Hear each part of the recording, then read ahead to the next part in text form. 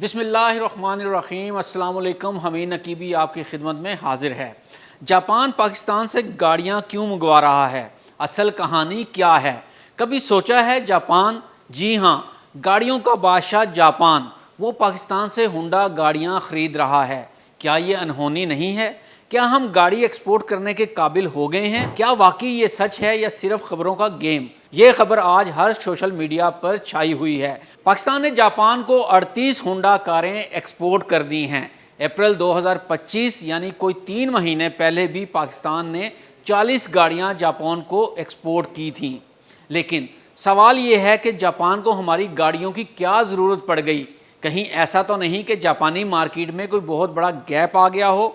आज की वीडियो में हम यही खोज लगाएंगे, असल कहानी, असल मकसद और वो राज जो बाज़ाहिर किसी को नज़र नहीं आ रहे। सबसे पहले तो खबर की तस्दीक करते हैं, ये झूठ है या सच। ये कोई झूठी या फर्जी खबर नहीं, बल्कि खुद होंडा एटलस कार्स पाकिस्तान ने 28 जुलाई 2025 को बाज़ाब्ता तौर पर तस्दीक की है कि 38 होंडा सिटी 1.2L जो पाकिस्तान में असम्बल की गई थी, जापान एक्सपोर्ट की गई हैं। ये पहला मौका है जब पाकिस्तान में बनी हुई होंडा गाड़ियाँ जापान जैसे तरक्की याफ्ता मालिक को बरामद की गई हैं। यानी ये एक तारीखी लम्हा है। लेकिन सिर्फ 38 गाड़ियाँ, तो क्या ये एक नॉर्मल तजारती शिपमेंट है या कुछ और यहाँ सवाल ये भी पैदा होता है कि जापान जैसे मुल्क को हमारी गाड़ियाँ क्यों दरकार हैं। यहाँ मामला दिलचस्प होता है। जापान वो मुल्क है जहाँ दुनिया की जदीद तरीन कारें बनती है।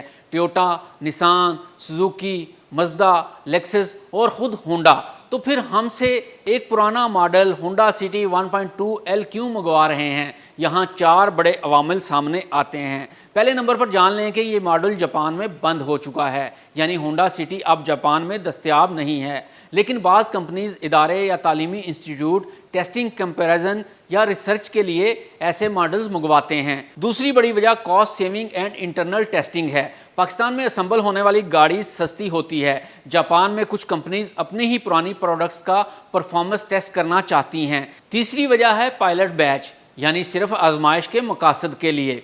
ये 38 गाड़ियां हो सकता है आजमाइशी शिपमेंट हों, ताकि होंडा जापान ये जान सके कि क्या पाकिस्तान की असम्बली स्टैंडर्ड्स एक्सपोर्ट के काबिल हैं या नहीं। चौथी बड़ी वजह है कि जापान का सिंबॉलिक कदम। जापानी कंपनियां ये पैगाम दे रही हैं कि पाकिस्तान को भी आलमी ऑटो मार्केट में जगह दी जा सकती है। ये एक सिग्नल है इन्वेस्टर्स के लिए। तो यहाँ सवाल ये भी तो पैदा होता है कि जापान को ये गाड़ियाँ महंगी नहीं पड़ेंगी? इसका जवाब है नहीं, क्योंकि पाकिस्तान में लेबर सस्ती है और रॉ मटेरियल की कीमत भी कम है। पाकिस्तान में मुकम्मल गाड़ी नहीं बल्कि CKD यानी कम्प्लीटली नॉक डाउन यूनिट्स को असम्बल किया जाता है, इसलिए कॉस्ट मज़ीद कम हो जाती है। यहाँ एक और दिलचस्प अमर यह है कि जब कोई प्रोडक्ट रिसर्च या फिर बेंचमार्क के लिए शिपिंग की जाती है तो शिपिंग का खर्च भी बहुत कम रह जाता है। तो आइए जान लेते हैं कि इस एक्सपोर्ट की पाकिस्तान के लिए कितनी अहमियत है। ये हमारी ऑटो इंडस्ट्री के लिए पहला कदम है जो अब तक सिर्फ मुकामी मार्केट तक महदूद था। अगर ये आजमाइशी शिपमेंट कामयाब रही तो पाकिस्तान फ्यूचर में गाड़ियाँ मशरक़ वस्ता, अफ्रीकी ममालिक और जनूबी एशिया को बरामद कर सकता है। इन्वेस्टमेंट का ये कदम फॉरेन इन्वेस्टमेंट के दरवाजे खोल सकता है। एक्सपोर्ट बढ़ने से असम्बली प्लांट्स, पार्ट सप्लायर्स और लॉजिस्टिक में रोज़गार बढ़ सकता है। ये 38 गाड़ियाँ अलामती हैं, लेकिन अगर हमने इस मौका को सही इस्तेमाल किया तो हम पाकिस्तान में लोकल ऑटो R&D मरकज़ बना सकते हैं, कंप्लीट कार्स एक्सपोर्ट्स कर सकते हैं और सबसे बढ़कर असम्बल्ड इन पाकिस्तान को एक आलमी ब्रांड बना सकते हैं। क्या आप समझते हैं कि पाकिस्तान वाकई ऑटो एक्सपोर्ट हब बन सकता है? क्या जापान की एक गाड़ी मंगवाना महज एक तजारती मामला है या एक पैगाम है? कमेंट्स में अपनी राय ज़रूर दीजिएगा।